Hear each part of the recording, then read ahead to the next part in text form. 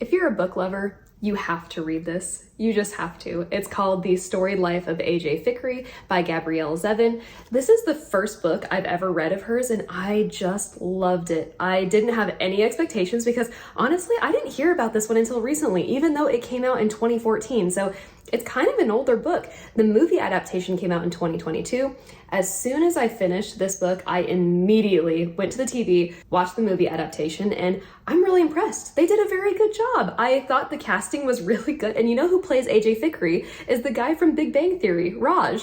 I love that guy. So that was a nice surprise. I did picture Amelia or Amy a little bit differently. In the book, they make her sound just a little different appearance-wise, but I really like the actress that they picked for that role. If you're thinking about reading this, I highly encourage you to go out now, go buy yourself a copy. You deserve that copy. Go get yourself a copy, or however you enjoy reading. If you want to put it on your e-reader, if you listen to audiobooks, I think you deserve to know what this tale is all about. And then as soon as you're done reading it, I think you should watch the movie. I can promise you this is a very, very solid read. So I first heard about this book from watching Books Are Sick. Nick was talking about it, and so I felt intrigued, and so I bought a copy.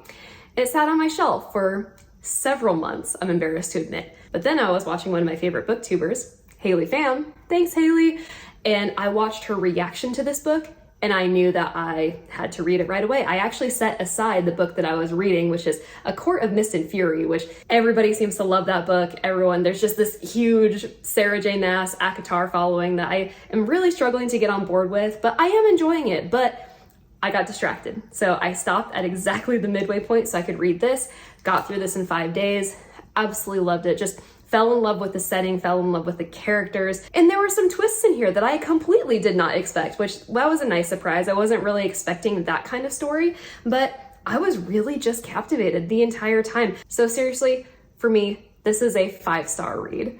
And I knew it was gonna be 5 stars from the very first couple of pages. I don't know if it's ever happened to you or if you've ever experienced that type of certainty when you first start a book. If you have, please leave me a comment and let me know what book has done that for you. Sometimes, like they say, you know when you know. I wanna say I was like maybe 5 pages in and I was like, I'm going to love this. Unless this takes a devastating turn for the worst, I'm gonna love this. And I was absolutely right. I'm glad I didn't have to eat my words because it was very good. I loved her writing style. It was very beautifully written. And I love the characters. They're, for the most part, book lovers. This is about a cranky bookseller. I guess you could call him cantankerous or curmudgeon-y, but he's really just going through the motions of life. He's not very happy. He's maintaining his own little bookstore, which he used to absolutely love, but recently he has not loved his job very much at all. He finds very little enjoyment in life, but his life turns around when a very rare, very expensive volume of Edgar Allan Poe poems gets stolen from his home. This book is worth a lot of money. So AJ Fikry is pretty devastated that he no longer has this in his possession. After he reports the theft, there's a mysterious package that shows up in his bookshop. So I will leave it at that because honestly, the synopsis in the back of the book doesn't really give much away. There were a lot of surprises for me in this book, and also I didn't really have any spoilers because all the videos I had watched were just really kind of reviews and reactions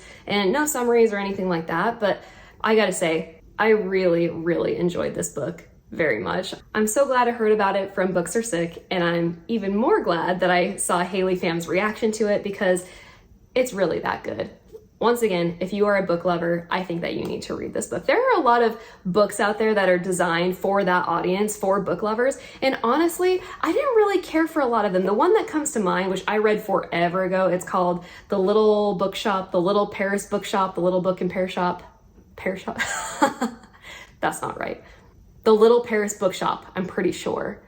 I bought that because I thought it was gonna be a good little book for book lovers, and honestly, I didn't really love it. I'll have to review my notes on it, but I think even being generous, I think it was like a 3-star read, but there are a lot of books that are designed for book lovers, and this is the best one I've come across so far. I really, really love this one a lot. In case you're wondering, this is, I think they're calling it a closed door romance nowadays. Is that what the kids are calling it, or the bookstagrammers are calling it? Because there is romance in here, but it is mild. And when I say mild, I don't mean that negatively or in a way that indicates that it's boring, because it's not, but there is no smut, there's no spice. So if you don't like that in your books, then this might be perfect for you, but there is that element of romance that I really grew to appreciate. Anyways, This was just so, so cute. If you have read this book, please let me know what you thought about it. I would love to hear all opinions. If you loved it, let's talk about it. If you hated it, please tell me why, because there's nothing that I really hated about this book. It's very short. It's only 258 pages, so I got through it very, very quick. And there's a lot of really noteworthy quotes in here. I wanted to share this one because I actually agree with her. So there's a character, her name is Esme in this book, and she's having a conversation with another book lover. And she's talking about the appearance of books. And she says, a nice looking jacket is important. I don't care how good the insides are. I don't want to spend any length of time with an ugly object. I'm shallow, I guess. That's okay. I'm shallow too. I love pretty book covers. And honestly, this may look pretty ordinary, but I think this is a stunning book cover. I really like this one. Also, I noticed way too late. I had been reading this for several days before I noticed that the book in this bookshop on the cover is actually another copy of The Storied Life of A.J. Fikry. So cute. I love the colors. I love the black and red. Has the matte finishing that I really like. So absolutely love it. My other question for you, anybody who's watching this video, is do you care about what the exterior looks like? You don't care about the interior? I will disagree with her there. I do care about the interior. I want a good story. And at the end of the day, that's really what you want from a book. But if it has a nice cover, I'm certainly not going to complain. But the insides are definitely important, for sure. Ooh, I also really liked this one. This is A.J. Fikry saying, people tell boring lies about politics, God, and love. You know everything you need to know about a person from the answer to the question, what is your favorite book? I like that. I think it is very telling. Absolutely. There's a couple quotes in here also that I really love that discuss timing, and I really related to that. Here's another quote from AJ saying, methinks I have grown soft in my middle age, but me also thinks my latter-day reaction speaks to the necessity of encountering stories at precisely the right time in our lives. Remember, Maya, the things we respond to at 20 are not necessarily the same things we will respond to at 40 and vice versa. This is true in books and also in life. Love it. And a little bit later on, we hear from another character that says, sometimes books don't find us until the right time.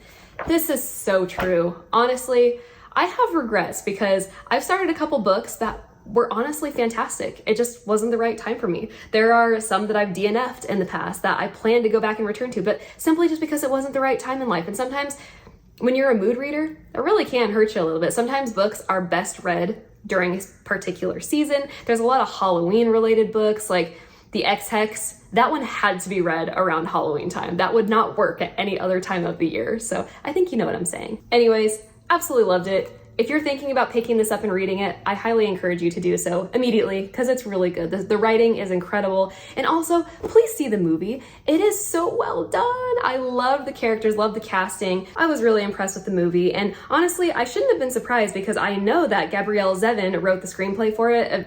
From what I can understand, she was very involved in the filmmaking process. So the movie followed the book very closely. I only noticed very minor details, and honestly, they were really insignificant for those things that they decided to leave out. So I have zero complaints about the movie. And also, it's not like a super long 3-hour long movie. I think it's an hour and a half. So it's definitely manageable, and I think you should make time to go read the book and then see the movie. I hope this is helpful.